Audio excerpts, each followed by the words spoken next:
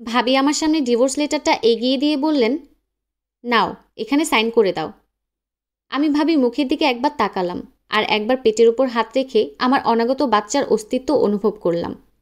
চোখের জল চিবুক দিয়ে গড়িয়ে গড়িয়ে পড়ছে, খুব কষ্ট হচ্ছে, তবুও কাপা কাপা হাতে সাইনটা করে দিলাম। ভাবি আমার কাঁধের ওপর হাত রাখলেন, তারপর পেপারটা নিয়ে চলে গেলেন। 4 বছরের সংসার আজ ভেঙে গেল।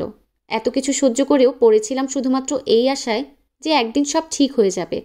বিয়ের পরে জানতে পারলাম হাজব্যান্ড নেশা করে।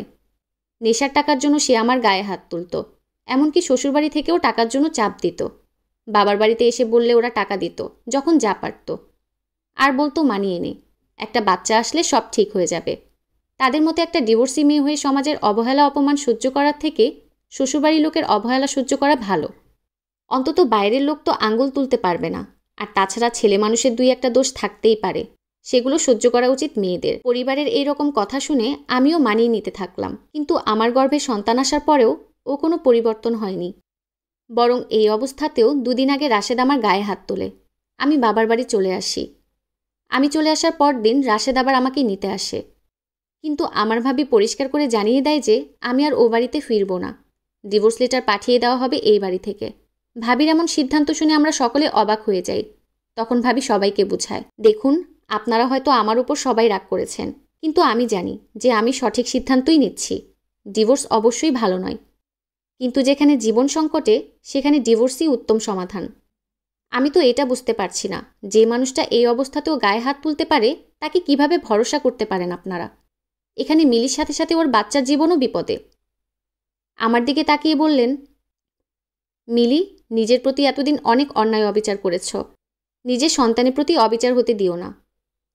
এরপর ভাবি আমাকে সবসময় মানসিক সাপোর্ট দিয়ে গেছে, এমনকি আমি সুইসাইডেরও চেষ্টা করেছি, কিন্তু সেই সময়টাতেও ভাবি আমাকে নিজের বোনের মতো সাপোর্ট দিয়ে গেছে। রাশেদের সাথে আমার ডিভোর্স হয়ে যায়। দেখতে দেখতে আমার কোলে ছোট্ট একটা পরী আসে, তবে পরীটাকে আমার থেকে বেশি ভালো মনে হয় আমার ভাবিই বাসে। নিজের মেয়ের সাথে ওকে খাওয়ায়, ঘুম পাড়ায়। এর মাঝে আমার ডিভোর্স করানোর জন্য ভাবিকেও নানা কথা শুনতে হয়, কিন্তু ভাবি সেসব কথা গায়ে মাখিনি কখনোই, বরং আমাকে মানসিকভাবে শক্তি জুগিয়েছে।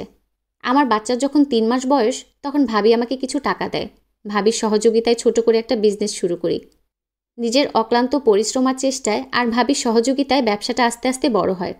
আমার পরীর বয়স এখন 2 বছর। এখন আমি আমার নিজের জীবন নিয়ে খুশি, সাথে আমার পরিবারের মানুষও খুশি। সবথেকে বেশি খুশি আমার ভাবির উপর, আর আমি পারলে আমার ভাবির জন্য আমার জীবনটাও দিয়ে দেব। এর মাঝেই বেশ ভালো জায়গা থেকে আমার জন্য বিয়ের সম্বন্ধ আসে। আমি বলে দিয়েছি ভাবির সিদ্ধান্তের উপর আমার মতামত দেব।